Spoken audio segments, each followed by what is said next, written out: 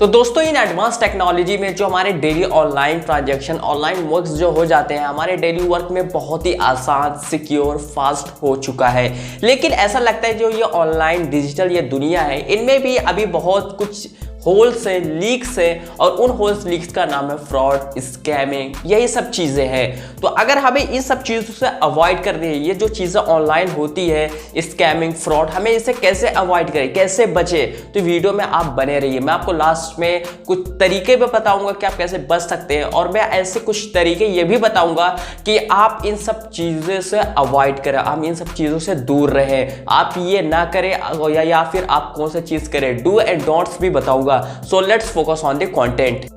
तो पहला चीज यह है कि अगर आप ऑनलाइन की दुनिया में हैं यानी इंटरनेट की दुनिया में हैं तो आपको फिशिंग वेबसाइट पर क्लिक नहीं करना। ये फिशिंग चीज क्या है, फिशिंग वेबसाइट क्या है? तो फिशिंग वेबसाइट उसे कहते हैं जो कि मान लीजिए एक ऐसा डुप्लीकेट लिंक या फिर एक ऐसा लिंक कि अगर आप उस पर क्लिक कर देते हैं तो आपका जो भी डिवाइस है वो जो जिस बंदा या जिस हैकर ने उस लिंक को बनाया है उसके साथ पूरा आपका पर्सनल डेटा एक्सेस वो कर सकता है, आपके हर एक इंफॉर्मेशन को वो ले सकता है। तो आप प्लीज फिशिंग वेबसाइट पर क्लिक ना करें, आप अवॉइड करें। बहुत सारे फिशिंग ऐसे वेबसाइट देते हैं कि आप इतने रुपए जीत चुके हैं, आपको बहुत सारे ऐसे ईमेल्स भी आते हैं, स्पैमिंग ईमेल्स आते हैं, तो उन सब चीज़ों को अवॉइड करें, जैसे हर ईमेल्स पर क्लिक ना कर दें। तो प्लीज़ आप ऐसे फिशिंग वेबसाइट पर बचें।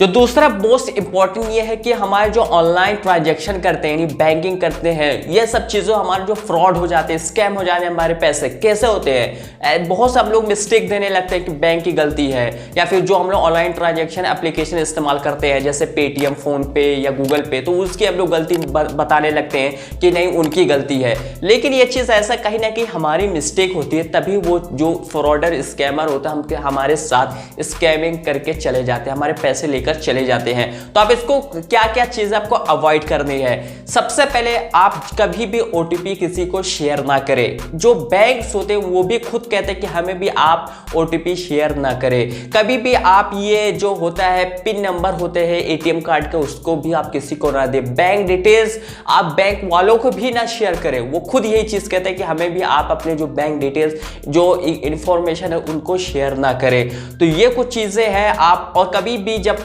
पैसे रिसीव करने वक्त पर जो अगर हम ऑनलाइन ट्रांजैक्शन करते हैं तो कभी भी आपको ऐसा क्यूआर स्कैन ना करें। बहुत से देखिए स्कैमिंग ये होता है, OLX पर भी ऐसे बहुत फ्रॉड होते हैं या फिर ऐसे बहुत चीज़ें ऐसी होती हैं कि जो उधर से जो फ्रॉडर होता है, जो स्कैमर होता है, आपको क्यूआर कोड बोलता है कि इस पर आप स्कैन करें। रिसीव जब आप मनी करते हैं तो कभी भी आपको कोई क्यूआर कोड या फिर कोई ओटीपी नहीं लेना पड़ता है। सिर्फ पैसे जो होता है जो सेंड करता है पैसे उसको स्कैन करना पड़ता है, उसको कुछ चीज़ें जो होती है जो यूपीआई पिन डालना पड़ता है, आपको नहीं। तो रिसीव जो मनी करें तो आप इन सब चीज़ों को अवॉइड करें। तो जो तीसरा मैं आपको बताऊंगा कि ये बहुत लोग करते हैं, सबसे आम ये गलती है, जो अगर आप कोई भी अकाउंट बनाते हैं, कोई भी आप अपने पर्सनल डेटा कहीं पर लिखते हो तो जो आप पासवर्ड के टाइम पर बहुत ही आप उस पर लेजी हो जाते हैं, कोई ऐसा सिंपल सा पासवर्ड बना देते हैं। आपको मैं बता दूं कि गूगल पे जो मतलब अभी एक ऐसा सर्वे आया था कि जो मतलब 70% लोग अपना पासवर्ड बताओ क्या लिखते हैं अपने पासवर्ड में, पासवर्ड यही उनका पासवर्ड होता है। मतलब इतना सिंपल पासवर्ड कैसे? तो प्लीज आप ऐसे स्ट्रॉन्ग पासवर्ड लिखे, कम से कम 8 कैरेक्टर का हो, लोअर केस अपर केस, कोई स्पेशल वर्ड हो। तो ये सब चीजें स्ट्रॉन्ग पासवर्ड बनाए। तो इन सब चीजों से आप बचे और ऐसे स्ट्रॉन्ग पासवर्ड लगाए, वीक पासवर्ड लगाए। आप एक ही अकाउंट बनाइए लेकिन उसे लिख लीजिए कहीं अगर आपको याद नहीं होता, लेकिन आप हमेशा स्ट्रॉन्ग पासवर्ड बनाइए। तो जो चौथा ये है कि आप सबसे बड़ी मिस्टेक ये करते हैं, जो अभी मिस्टर सुंदर पिचाई जो कि जो गूगल के सीईओ हैं, उन्होंने अभी एक रिसेंट इंटरव्यू में ये बताया है कि उन्होंने बताया कि मैं खुद अपने जो स्मार्टफोन पे जो भी पासवर्ड लिखता हूँ, जो भी पासवर्ड मैंने बनाया है उस पर मैं 2 स्टेप वेरिफिकेशन जरूर लगाता हूँ। और मोस्ट ऑफ पर्सन जो होते हैं नॉर्मली वो कभी भी 2 स्टेप वेरिफिकेशन नहीं करते हैं। आप हमेशा 2 स्टेप वेरिफिकेशन करें। इससे क्या होता है कि मान लीजिए अगर सामने वाले पर्सन को आपका पासवर्ड पता लग भी गया है तो वो जब दूसरे किसी डिवाइस में एक्सेस करने जाएगा, आपका ईमेल आईडी डालेगा, पासवर्ड डालेगा, तो जब पासवर्ड डालने वक्त पे जैसे ही वो लॉगिन करने जाएगा तो आपके पास, अगर आपने 2 स्टेप वेरिफिकेशन किया है तो आपके पास एक नोटिफिकेशन आएगा कि कोई आपका अदर पर्सन, कोई थर्ड पर्सन आपके अकाउंट में एक्सेस करना चाह रहा है, लॉगिन होना चाह रहा है, क्या आप उसे परमिशन देते हैं? तो यानी आपके हाथ में आ जाता है, आपको तुरंत पता लग जाता है। आप वहीं से अपना पासवर्ड भी चेंज कर सकते हैं नो करके। तो ये चीज़ें आप हमेशा 2 स्टेप वेरिफिकेशन लगाए अपने जो भी कोई भी पर्सनल डेटा चीज़ों में, चाहे आप व्हाट्सएप में भी आता है, ईमेल में भी आती है, तो आप हमेशा 2 स्टेप वेरिफिकेशन करके रखें। ओके, तो मैंने ये सब चीज़ें बता दिया, लेकिन ऐसा होता कि ठीक हमारी मिस्टेक से कुछ चीज़ें हो जाती है, पैसे चले जाते हैं, साइबर फ्रॉड हो जाते हैं हमारे।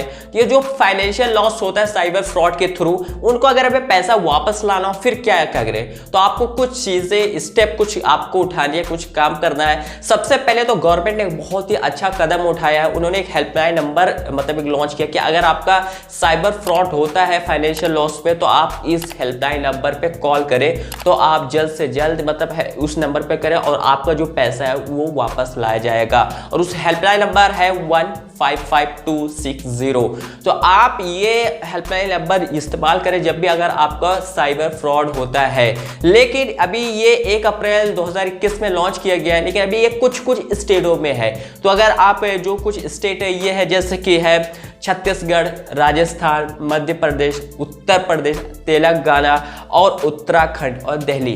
तो ये कुछ ये स्टेट है, इसमें अभी ये फैसिलिटी को लागू किया गया, लेकिन कुछ ही दिनों में पूरे इंडिया में हो जाएगा। लेकिन अगर आप इन सारे स्टेट में से नहीं है तो आपको जो नेक्स्ट चीज़ करनी है, सबसे पहले अगर जिस एप्लीकेशन के थ्रू या फिर जहां पर भी आपका अगर पैसा जो भी लॉस हुआ यानी साइबर फ्रॉड हुआ, तो आप जल्द से जल्द बैंक को कांटेक्ट करें और बैंक को कांटेक्ट करें कि ये जो हमारा पैसा ये साइबर फ्रॉड के थ्रू जा चुका है। तो वो बैंक क्या करेगी कि जिस अकाउंट में आपका पैसा मतलब जो पैसा उस अकाउंट में ट्रांसफर रहेंगे तो उस अकाउंट को फ्रीज कर देगी।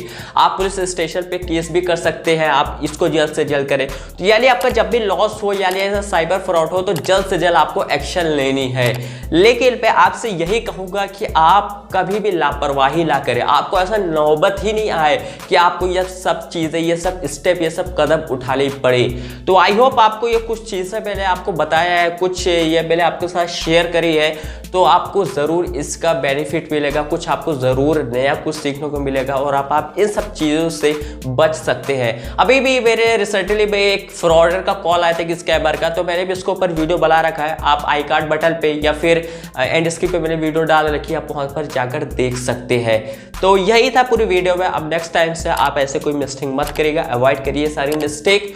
और अगर आपको कुछ भी और भी डाउट है तो मुझे कमेंट सेक्शन में पूछ लीजिए, मैं आपको ज़रूर रिप्लाई करूँगा। वैसे इंटरेस्टिंग वीडियोस लाता रहता हूँ। Thanks for watching.